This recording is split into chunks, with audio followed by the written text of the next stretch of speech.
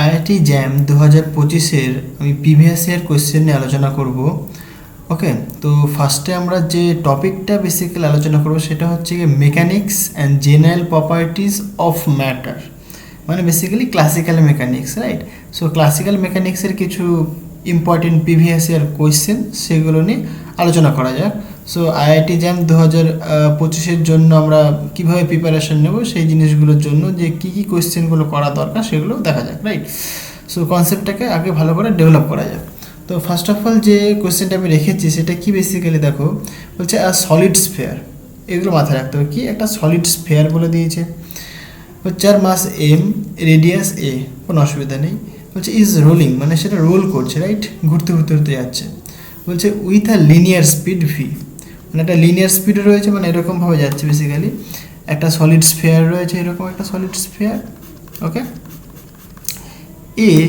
এ কিন্তু ঘুরছে এভাবে ঘুরছে, প্লাস এবার সামনের দিকে একটা ভেলোসিটি নিয়েও কিন্তু মুভ করছে।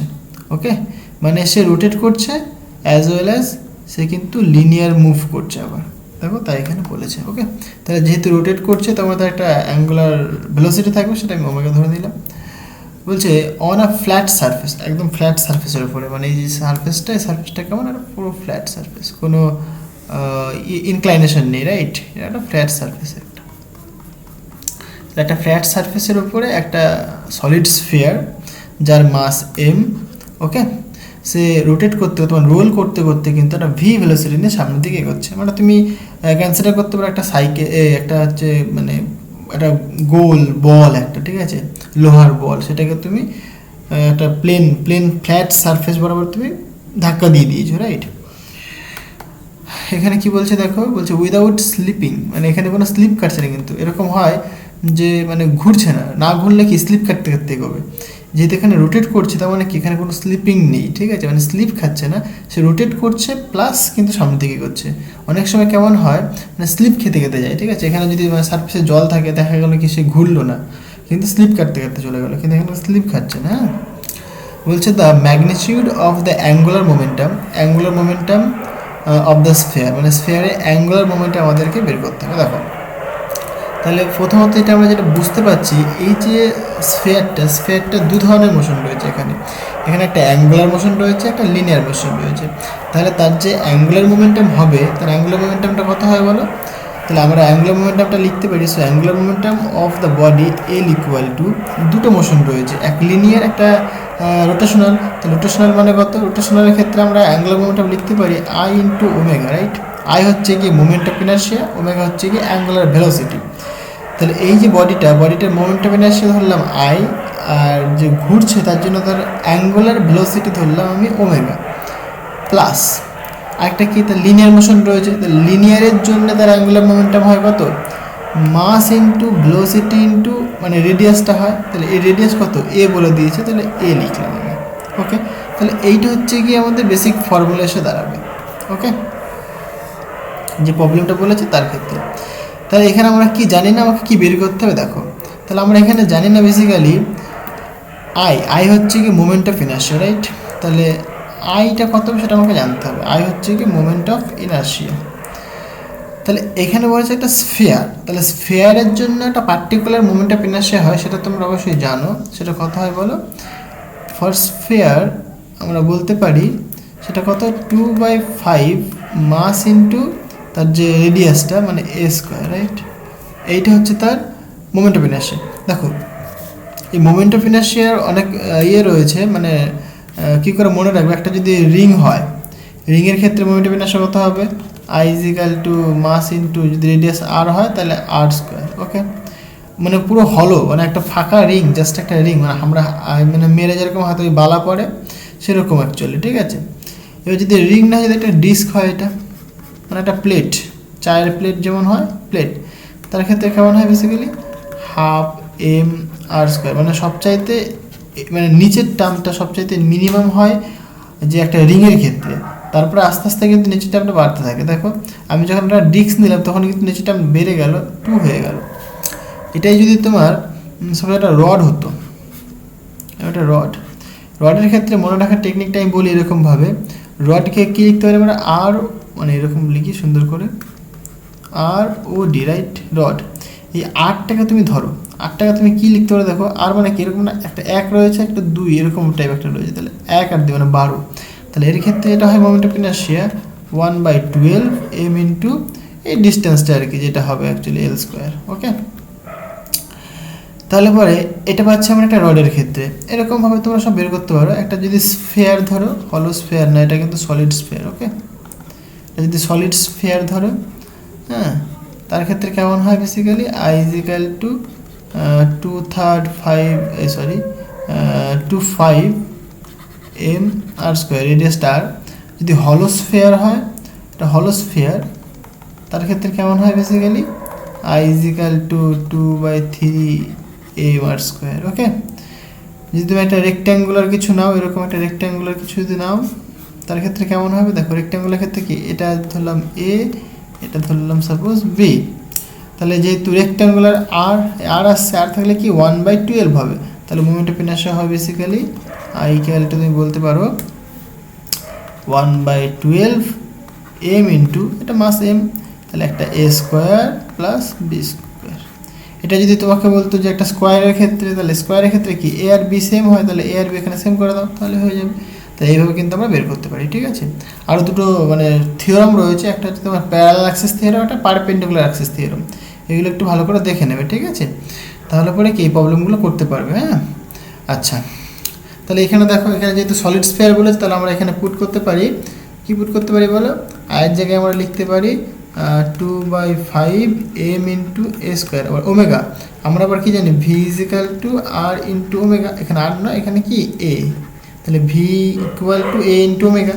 সো ওমেগা মানে কি বলবে তুমি, v/a, রাইট। তাহলে এটাকে তুমি এখানে পুট করে দাও, তাহলে v/a পুট করে দিলাম, plus mass into velocity into a। এটাকে ক্যালকুলেট করলে কি হয় বলো, এটাকে যদি আমরা ক্যালকুলেট করি, তাহলে দেখতে পাচ্ছি আমরা এখানে থাকছে 2/5 m, এখানে একটা a থাকছে, a into V plus M V into a, তাহলে 2/5 আর প্লাস 1, তাহলে এটা করলে কত হয় বলো, নিচে 5 থাকবে, 2 থাকবে, আর এটা 5 থাকবে, right, into m into V into a। তাহলে 2 আর 5 মানে 7, মানে 7, তাহলে আমরা লিখতে পারবো 7/5 m into a into V. তাহলে এইটা হচ্ছে আমাদের কি, মোমেন্ট অফ ইনার্শিয়া, এই অ্যাঙ্গুলার মোমেন্টাম, রাইট। তাহলে এইটা হচ্ছে কি আমাদের আনসার। জিনিসটা কি বোঝাতে পারলাম, এইটা হচ্ছে আমাদের total angular momentum of the spare. এই স্পেয়ারটার যে টোটাল অ্যাঙ্গুলার মোমেন্টাম সেটা কত, 7/5 m into V into a। তাহলে এটা হচ্ছে আমাদের আনসার। তাহলে এইভাবে প্রবলেমগুলো করতে হবে। এটা কিন্তু জ্যাম 2005-এ এসেছিলো, দেখেছো, খুবই একটা ইন্টারেস্টিং কনসেপচুয়াল প্রশ্ন। আচ্ছা, নেক্সট কোয়েশ্চেনটা দেখো, বলছে in terms of the basic units of mass M, মানে মাসের ইউনিট বলেছে এম, লেন্থের এল, মানে ডাইমেনশন এগুলো বেসিক্যালি, টাইম হচ্ছে গিয়ে টি, অ্যান্ড চার্জ কিউ বলে দিয়েছে। বলছে the dimension of magnetic permeability of the vacuum, মানে সেটা কত, মিউ0। তাহলে ভ্যাকিউমের যে পারমিয়েবিলিটি, হ্যাঁ, ম্যাগনেটিক পারমিয়েবিলিটি, সেটা কত, মিউ0, তার যে ডাইমেনশন কত হবে সেটা আমাকে বের করতে হবে। তাহলে দেখো বেসিক্যালি আমরা কি জানি, সো সলিউশন আমরা বেসিক্যালি জানি হচ্ছে, দেখো লরেঞ্জ ফোর্স জানি আমরা, রাইট। লরেঞ্জ ফোর্স কি বলছে যে F equal to Q V cross B, right. এটাকে যদি আমরা কারেন্টের টার্মসে লিখি, তাহলে এরকম লিখতে পারি না আমরা, ইকুয়াল টু, মানে বেসিক্যালি দেখো যে ভেলোসিটি, মানে চার্জ ইন্টু ভেলোসিটি, এটা মানে আমরা বলতে পারি এরকম, current into DL cross B. Actually current মানে কি, কারেন্ট মানে ডিকিউ বাই ডিটি, তাই তো। তাহলে এটাকে দেখো, মানে এই জিনিসগুলো বুঝতে হবে। হ্যাঁ, এটাকে আমরা কী করতে পারি দেখো, তাহলে আই ইকুয়াল টু এই যে ডিকিউ বাই ডিটি, আমরা যদি এখানে যদি বোথ সাইডে যদি ডিএক্স দিয়ে মাল্টিপ্লাই করি, মানে এরকম যদি করি আমি বোথ সাইডে, এখানেও আমি কী করলাম, ডিএল নিলাম, এইখানেও আমি কী করলাম, ডিএল নিলাম, তাহলে ডিএল ডিকিউ বাই ডিটি হচ্ছে, রাইট। তাহলে I DL equal to DL by DT, সেটা মানে কি হবে velocity, velocity into D Q হবে, তাই না? ডিএল বাই ডিটি মানে ভেলোসিটি ইন্টু ডি কিউ হলো। আমি চাইছি ভি ইন্টু কিউ, তাহলে কি ইন্টিগ্রেশন করতে হবে, তাহলে V into D Q integration করলাম equal to integration I DL, right? তাহলে এখান থেকে তুমি বলতে পারো, দেখো তাহলে V V independent of Q, তাহলে এখানে আমরা বলতে পারি এটা ইন্টিগ্রেশন করলে পরে কিউ আসবে equal to integration I DL. তাহলে এটার জায়গায় আমরা এটা লিখতে পারি। ক্লিয়ার? এটা বোঝানোর জন্য আমি দেখালাম এটা, হ্যাঁ। আচ্ছা, তাহলে কী করে ডাইমেনশনটা আসে দেখো এবার। তাহলে এখানে আমরা বলতেই পারি যে আচ্ছা বি, তাহলে বি আমাকে জানতে হবে। So we know magnetic field, তুমি যে কোনো জায়গা থেকে তুমি বি এর ভ্যালু বের করতে পারো, বায়োসাভার্ট ল থেকে বের করতে পারো। বায়োসাভার্ট লতে কী বলছে বলো, mu zero into I by কী হয়, বেসিক্যালি এরকম হয়, তাই না? মিউ জিরো মানে actually mu zero by 4 pi হয়। Okay, mu zero by 4 pi, actually constant লেখার প্রয়োজন নেই, মানে বেসিক্যালি আমাদের কোয়ান্টিটিগুলো দরকার। তো mu zero by 4 pi into I DL cross R cap divided by R square, right? এটা পাই আমরা। এটাকে যদি আমরা ভাঙি তাহলে কেমন দেখতে হবে বলো, এরকম হবে না, mu zero by 4 pi I, এটা ভাঙলে পরে আসবে তোমার DL sine theta N cap divided by এটা আর স্কোয়ার, রাইট? এবার তুমি যদি ডাইমেনশনের কথা যদি বলো তাহলে দেখো, তাহলে বি ইকুয়াল তুমি কি বলবে, দেখো এই 1/4 এটা কি কনস্ট্যান্ট, এর কোনো ডাইমেনশন বা ইউনিট নেই। আচ্ছা, এখানে দেখো লেন্থ পাচ্ছ তুমি, আবার এখানে একটা দুটো লেন্থ পাচ্ছ, তার মানে কি একটা লেন্থ কেটে যাবে, তাহলে নিচে একটা লেন্থ থাকবে শুধুমাত্র সাইন থিটা, ডাইমেনশনলেস। ওকে, তাহলে থাকছে কী করে, বেসিক্যালি থাকছে বি প্রপোর্শনাল টু বা ইকুয়াল টু, মানে নিয়ার আমরা বলতে পারি। সো মিউ জিরো থাকবে, কারেন্ট থাকবে, আর নিচে একটা ডিস্টেন্স থাকবে আর, তাহলে বি এর ডাইমেনশন এটা, তাহলে এটাকে আমরা এখানে পুট করতে পারি। ওকে, তাহলে আমরা যদি পুট করি, দেখো এটাকে মুছে দিই, হ্যাঁ। তাহলে আমরা যদি পুট করি তাহলে কি হবে বেসিক্যালি, আচ্ছা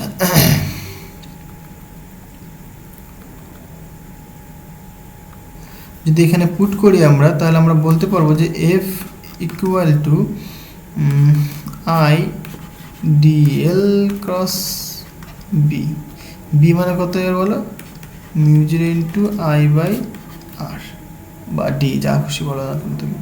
যেহেতু ডাইমেনশন দরকার আমার, তার মানে কি দেখো এটাও লেন্থ আবার এটাও লেন্থ, এটাকে একটা এন ক্যাপ করে রাখো, তাহলে মানে যেহেতু ভেক্টর কোয়ান্টিটি তাই আমি এখানে এন ক্যাপ দিলাম, কোনো অসুবিধা নেই। তাহলে এখানে যেহেতু লেন্থ, এইটুকুনি লেন্থ, আবার এখানে একটা লেন্থ, তাহলে লেন্থ কেটে যাবে।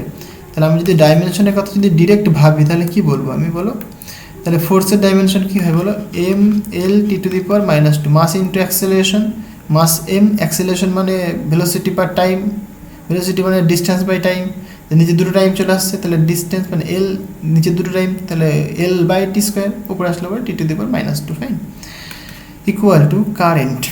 তাহলে এখানে থাকবে বেসিক্যালি দেখো কারেন্ট, তাহলে কারেন্ট কিন্তু একটা মানে দেখো আমাকে এখানে কিন্তু কারেন্ট কিন্তু ডাইমেনশন রয়েছে আই, কারেন্টের ডাইমেনশন, বাট আমাকে কিন্তু চার্জের টার্মসে বলেছে আনতে, তাহলে আমরা কিন্তু কারেন্টকে আই লিখতে পারবো না আর আমরা, তাহলে আমরা কারেন্টের ডেফিনেশন জানি আই ইজ ইকাল টু কত, কিউ বাই টি হয়, তাহলে এখানে আমরা লিখতে পারবো কিউ বাই টি। দেখো বুঝতে পারলাম, কারেন্ট মানে লিখলাম,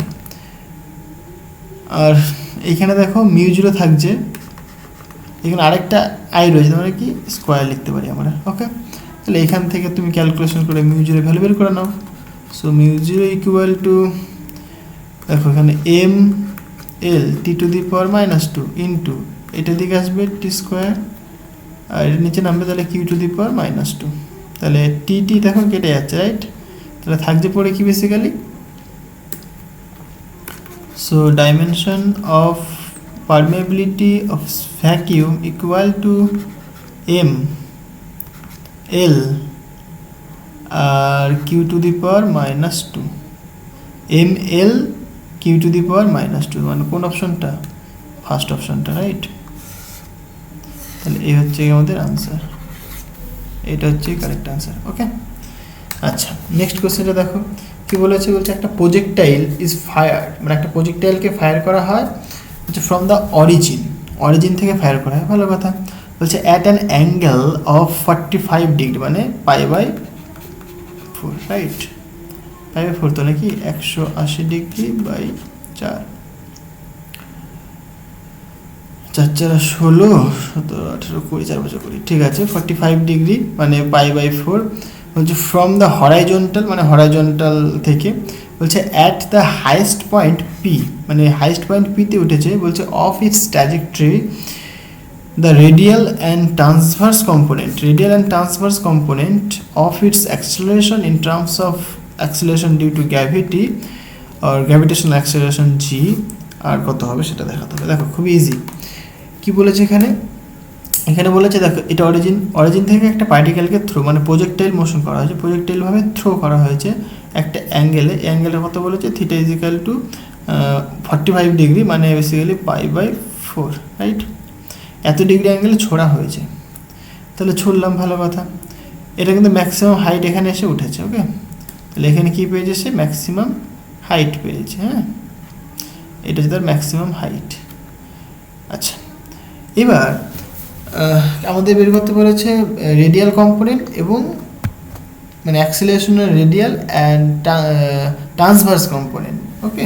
মানে বেসিক্যালি দেখো এখানে বলে দিয়েছে transverse component and radial component, okay? তাহলে দেখো আমরা কি জানি, বেসিক্যালি আমরা প্রজেক্টাইল মোশনের ম্যাক্সিমাম হাইটের ডেফিনেশন জানি। সো ম্যাক্সিমাম হাইট যে উঠেছে সেটা কতখানি উঠেছে? এইচ ম্যাক্স, মনে আছে? এর মনে রাখতে হবে কিছু কিছু, ঠিক আছে? ভি স্কোয়ার সাইন স্কোয়ার কি এই অ্যাঙ্গেলটা, হ্যাঁ, সাইন স্কোয়ার থিটা, এই ফর্মুলাটা লিখছি আগে, ডিভাইডেড বাই যেটা হয় বেসিক্যালি 2 ইন্টু কি অ্যাক্সিলারেশন ডিউ টু গ্র্যাভিটি, এটা মনে রাখতে হবে, হ্যাঁ? অ্যান্ড এই যে ম্যাক্সিমাম, এটা ম্যাক্সিমাম হাইট গেল, তাহলে এইখান থেকে এইটুকুনি এটা কি ম্যাক্সিমাম রেঞ্জ, সেটাকে আমি আর দিয়ে লিখি। সো ম্যাক্সিমাম রেঞ্জ যেটা হয় basically, so R equal to V square, এটাও তোমরা জানো, sine 2 theta divided by G, okay? তাহলে এটা হচ্ছে কি তোমাদের ম্যাক্সিমাম হাইট, আর এটা হচ্ছে তোমার ম্যাক্সিমাম রেঞ্জ। আচ্ছা, এইবার সাপোজ আমি বলছি যে পার্টিকেলটা যখন ভূমিতে স্পর্শ করবে তখন সে একটা অ্যাঙ্গেল করে, সেটা আলফা, ওকে? তাহলে পরে আমাকে যদি বলে যে ট্যান আলফা কতখানি হবে সেটা দেখো বের করে। So tan alpha equal to আমি বলতে পারবো লম্ব বাই ভূমি হয়, তাই তো? লম্ব বাই ভূমি হয়, লম্ব বাই ভূমি এর রেসপেক্টে লম্বকে, এটা হাইট ম্যাক্সিমাম হাইট মানে এইচ ম্যাক্স, রাইট? ভূমি মানে এইটুকুনি না, তাহলে এটা কিন্তু কত? r/2, জিনিসটা বুঝতে পারলাম? তাহলে এটা আমরা পাচ্ছি। এবার দেখো এইচ ম্যাক্সের মান তুমি জানো কতখানি বলো? V square sine square theta divided by 2 into G, okay? নিচে কিন্তু দেখো এরকম লিখবো আমরা 1 বাই, মানে এই দুইটাকে উপরে নিয়ে নিতে হবে, হ্যাঁ? সো 2 ডিভাইডেড বাই আর মানে কত হলো? V square sine 2 theta divided by G, তাহলে জিটাকে আমি উপরে লিখতে পারি জি। এবার এখানে দেখো কাটাকাটি যাবে, তাহলে 2g ক্যান্সেল হলো, ভি স্কোয়ার ক্যান্সেল হলো, তাহলে সাইন স্কোয়ার আর এখানে 2 সাইন 2 থিটা রয়েছে, এটাকে আমরা ভাঙতে পারি। কী লিখতে পারি বলো? আচ্ছা, সাইন স্কোয়ার থিটা যেমন থাকলো, 2 সাইন থিটা লিখতে পারি আমরা, সাইন 2 থিটাকে আমরা লিখতে পারি sine 2 sine theta cos theta, right? তাহলে এখানে দেখো এই সাইন কাটবে, তাহলে পরে যেটা হবে উপরে একটা সাইন থিটা থাকবে, নিচে একটা 2 অফ কস থিটা থাকবে, তাহলে sine theta by cos theta, তার মানে কত আবার? Tan theta. So 1/2 tan theta. এবার থিটার মান আমরা জানি কত বলো? থিটার মান বলে দিয়েছে π/4, তাহলে ট্যান 45 ডিগ্রি মান কত বলো? 1 হয়, আমরা সেটা জানি আমরা। তাহলে এখানে আমরা লিখতে পারবো হাফ। সুতরাং যেটা পেলাম আমরা বেসিক্যালি যে ট্যান আলফা, তার ভ্যালু কিন্তু আমরা পেলাম হাফ, ওকে? আচ্ছা, আমাদের দরকার রেডিয়াল আর হচ্ছে গিয়ে ট্রান্সভার্স কম্পোনেন্ট, রাইট? তো পার্টিকেলটা এভাবে আসছিল, তার দেখো দুটো কম্পোনেন্ট রয়েছে, একটা নিচের দিক বরাবর, একটা এই বরাবর, রাইট? তাহলে যেটা নিচের দিক বরাবর সেটা কি রেডিয়াল বরাবর, মানে এটা এটা যদি একটা পুরো কার্ভ কল্পনা করে তার মানে কি সে রেডিয়াসের দিকে এটা যাবে, তাই তো? তাহলে রেডিয়াল বরাবর এটা, তাহলে এই অ্যাঙ্গেলটা যদি আলফা হয়, ওকে, আর এটা যদি 90 ডিগ্রি হয় তাহলে এইটুকুনি কতখানি হবে? দেখো 180 ডিগ্রি ইকুয়াল টু, তুমি বলবে ওটা ধরলাম beta plus alpha plus 90 degree, okay? তাহলে বিটা ইকুয়াল টু তুমি বলবে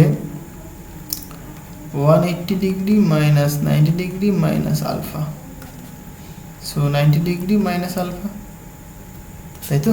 তাহলে এই বিটার মানটা, মানে এটা যদি বিটা বলি আমি, তাহলে beta equal to 90 degree minus alpha. তাহলে এটার রেসপেক্টে আমি এই কম্পোনেন্টটাকে কী লিখতে পারি? যদি অ্যাক্সেলারেশন দেখাই আমি, তাহলে এটা যদি রেডিয়াল কম্পোনেন্ট বললাম, তাহলে আমরা এটাকে বলতে পারি না যে যদি রেডিয়াল মানে অ্যাক্সেলারেশন যদি এ হয়, তাহলে বলবো আমরা এ কস অফ 90 মাইনাস আলফা। জিনিসটাকে বোঝাতে পারলাম? মানে যেহেতু রেডিয়াল বরাবর, মানে এই দিক বরাবর একটা রয়েছে আর এই দিক বরাবর একটা রয়েছে, ওকে? এই অ্যাঙ্গেলটা তোমার বলে দিয়েছি আমি বিটা, বিটা ইকুয়াল টু কত? 90 মাইনাস আলফা। তাহলে এই যে এটা ছিল তোমার অ্যাক্সেলারেশন, রাইট? তাহলে এইদিকে পাচ্ছ তুমি রেডিয়াল কম্পোনেন্ট, এইদিকে পাচ্ছ তুমি ট্রান্সভার্স কম্পোনেন্ট, ওকে? তাহলে রেডিয়াল কম্পোনেন্ট কত হয় বলো? সুতরাং রেডিয়াল কম্পোনেন্ট তুমি বলতে পারো যে এ অফ, এখানে এ বলতে কি, এখানে তো জি কাজ করছে এখানে, সো জি কাজ করছে, সো জি অফ কস কত? 90 মাইনাস আলফা। এবার দেখো নিচের দিকে নামছে তাই নেগেটিভ আসবে একটা, জিনিসটা কি বোঝাতে পারলাম? তাহলে এখানে মাইনাস জি, তাহলে কস 90 মাইনাস থিটা সেটা কত হয়? সাইন থিটা হয়, তাই না? মানে এখানে যেহেতু আলফা তাই আলফা লিখবো আমি, সাইন আলফা, ওকে? তাহলে এটা আমরা পাচ্ছি। আচ্ছা, এইখানে দেখো তাহলে এই ভ্যালুটা পেয়ে গেলাম আমরা। আচ্ছা, এবার সাইন আলফার ভ্যালু কত সেটা আমাকে বের করতে হবে, রাইট? কিন্তু আমরা কিন্তু জানি ট্যান আলফার ভ্যালু জানি আমরা, এই যে ট্যান আলফার ভ্যালু কত? হাফ। তাহলে সাইন আলফার ভ্যালু কত হবে দেখো, এগুলো বের করা যায় সিম্পল। সাইন আলফা মানে বেসিক্যালি কী হবে? লম্ব বাই অতিভুজ, রাইট? অতিভুজ। কিন্তু ট্যান আলফা মানে কত আবার? লম্ব বাই ভূমি। তাহলে লম্ব বাই ভূমি মানে আমরা পেলাম 1/2, তাই তো? তাহলে অতিভুজ ভাবে কত হবে? অতিভুজ বেসিক্যালি কী হয়? রুট ওভার লম্ব স্কোয়ার প্লাস ভূমি স্কোয়ার হয়। তাহলে অতিভুজ ইকুয়াল টু রুট ওভার লম্ব স্কোয়ার প্লাস ভূমি স্কোয়ার। লম্ব মানে 1, ভূমি মানে 2, মানে ভূমি স্কোয়ার মানে 4, তাহলে কত? √5 পাবো আমরা। তাহলে অতিভুজ পাচ্ছি আমরা √5, তাহলে লম্ব মানে কত? 1, তাহলে 1/√5। তাহলে সাইন আলফা ভ্যালু কত? 1/√5। তাহলে সাইন আলফা আমরা লিখতে পারি, সুতরাং সাইন আলফা ইকুয়াল টু 1/√5। লম্ব তো 1 আর অতিভুজ কত? √5 পেলাম, তাই লম্ব বাই অতিভুজ। তা আমরা এখানে লিখতে পারি মাইনাস জি ডিভাইডেড বাই √5। জিনিসটা বলতে পারলাম? সিমিলারলি আমাদের দরকার কি দেখো, এই কম্পোনেন্টটা, তাই না? এইটা, এটা মানে কত আবার বলো? এটা মানে বেসিক্যালি আমরা বলতে পারি দেখো মাইনাস জি অফ এই দিকটা, তার মানে কি সাইন 90 মাইনাস আলফা। আচ্ছা, সাইন 90 মাইনাস আলফা, তাহলে সাইন 90 মাইনাস আলফা মানে কত আবার? এটা দেখো 1, তাহলে এই পাদে পড়ছে, তাহলে এই পাদে কিন্তু সবাই পজিটিভ, তাহলে এটা কত হয় বলো? যেহেতু এটা অড ভ্যালু রয়েছে, তাহলে আমরা বলতে পারবো এটা কত? Minus G of cos alpha হবে, তাই তো? Minus G of cos alpha. এবার কস আলফা হলে কত হবে দেখো, একই রকমভাবে কস আলফা মানে কত আবার? ভূমি বাই অতিভুজ, তাহলে ভূমির মান কত? 2, তাহলে 2/√5। সুতরাং আমরা বলতে পারবো, এখানে একটু হিজিবিজি হয়ে গেল এর জন্য সরি। সো আমরা বলতে পারি যে এ থিটা ইকুয়াল টু দেখো কত? মাইনাস জি, এখানে 2/2 মানে 2/√5 √5 মানে অ্যাকচুয়ালি কী হবে তাহলে -2g/√5। জিনিসটা কি বোঝাতে পারলাম? cos আলফা মানে কত? ভূমি বাই অতিভুজ। ভূমি মানে কত? এখানে 2, অতিভুজ মানে কত? √5। তাহলে ভূমি বাই অতিভুজ তাহলে 2/√5, তাই তো লিখেছি এখানে, তাই না? তাহলে এটা হচ্ছে আমাদের আনসার। ক্লিয়ার? আচ্ছা, তাহলে এখান থেকে আমরা বলতে পারছি যে এইটা হচ্ছে আমাদের আনসার। কত নম্বর দেখো, মেলাও, এইটা মিলছে আর এটা মিলছে, ডি অপশন হচ্ছে কি কারেক্ট। ওকে, সো নেক্সট প্রবলেমে দেখো। আচ্ছা, এটা খুব ইম্পর্টেন্ট এবং ইন্টারেস্টিং প্রশ্ন। কি বলেছে? বলছে a satellite moves around a planet. একটা স্যাটেলাইট একটা প্ল্যানেটের অ্যারাউন্ডে মুভ করছে। সিম্পল। কেমনভাবে? এটা সার্কুলার অরবিটে মুভ করছে। আরও সিম্পল হয়ে গেল। বলছে অ্যাট আ ডিস্টেন্স আর, মানে একটা স্যাটেলাইট একটা প্ল্যানেটের সারাউন্ডে মুভ করছে, আর ডিস্টেন্সে স্যাটেলাইটটা রয়েছে from the planet. Okay, circular অরবিটে সে রোটেট করছে, রিভলভ করছে ফ্রম ইট সেন্টার, বলে দিয়েছে এখানে। বলছে the time period of the revolution of the satellite is T. বলছে if the same satellite is taken to an orbit of radius 4r, মানে সেই স্যাটেলাইটটাকে যদি আমরা 4r রেডিয়াসে নিয়ে যাই অ্যারাউন্ড দ্য সেম প্ল্যানেট, বলছে the time period would be কত হবে। মানে জাস্ট কিছুই না, দেখো ছবিটা আঁকি তাহলে বুঝতে পারবে, আরো ক্লিয়ার বুঝতে পারবে। এরকম একটা প্ল্যানেট রয়েছে, রাইট? এটা কি প্ল্যানেট? আমি পি দিয়ে লিখলাম। এবার বলছে একটা স্যাটেলাইট এখানে রিভলভ করছিল। ওকে, এখানে কি করছিল? রিভলভ করছে। এটা যা রেডিয়াসটা কতখানি বলছে, এখান থেকে এইটুকুনি বলে দিয়েছে আর। এবার বলছে এরা এই যে স্যাটেলাইটটা, মানে এটা স্যাটেলাইট রয়েছে, এখানে একটা স্যাটেলাইট, বলছে এই স্যাটেলাইটটাকে এবার আরও বেশি ডিস্টেন্সে নিয়ে যাব আমি, মানে এরকম আরও একটু বেশি ডিস্টেন্সে নিয়ে আসলো, এখানে নিয়ে আসলো, দিয়ে এইরকমভাবে গিয়ে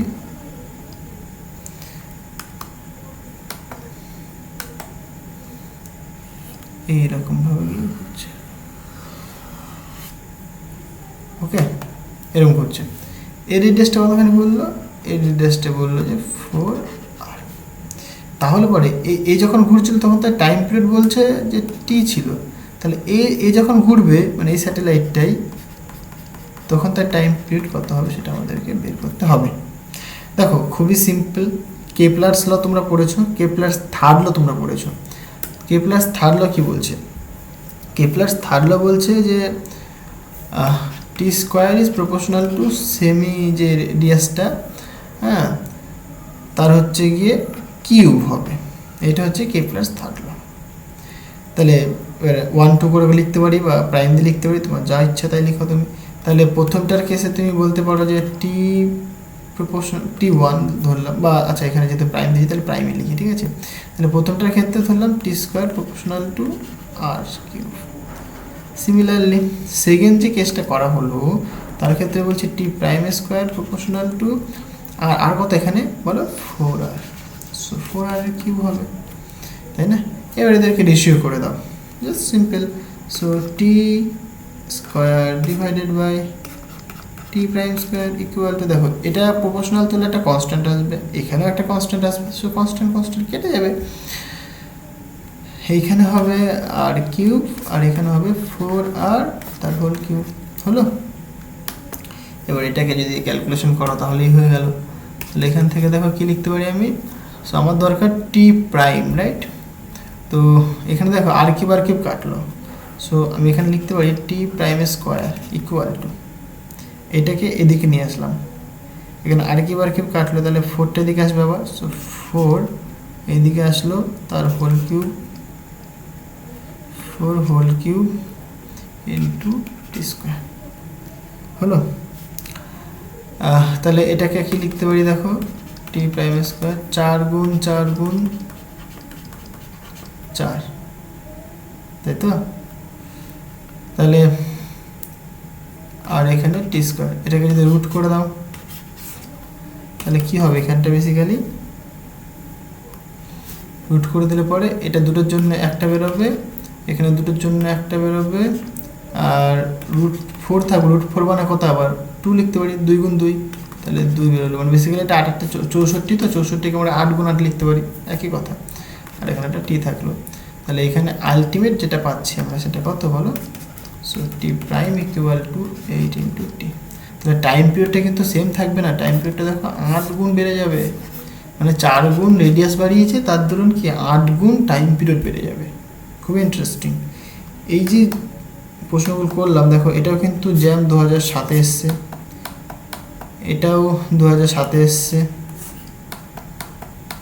এটাও 2007-এ এসছে। সো 2007-এ মেকানিক্স থেকে যা যা প্রশ্ন এসছে সেগুলো আমি দেখালাম, এবং 2005-এ মেকানিক্স থেকে যে প্রশ্নটা এসেছিলো সেটা আমি দেখালাম। এখানে যে প্রশ্নগুলো করলাম এবং তার রিলেটেড যে ফর্মুলা বা যে ইম্পর্টেন্ট কনসেপ্টগুলো আমি ডিসকাস করলাম সেগুলো ইম্পর্টেন্ট, সেগুলো তোমরা অবশ্যই নোট করে রাখো। যেসব ফর্মুলাগুলো ইউজ হচ্ছে, যেসব কথাগুলো আমি বললাম সেগুলোকে অবশ্যই নোট করে রাখো, খুব ইম্পর্টেন্ট, এগুলো আমাদের কাজে লাগবে, ঠিক আছে?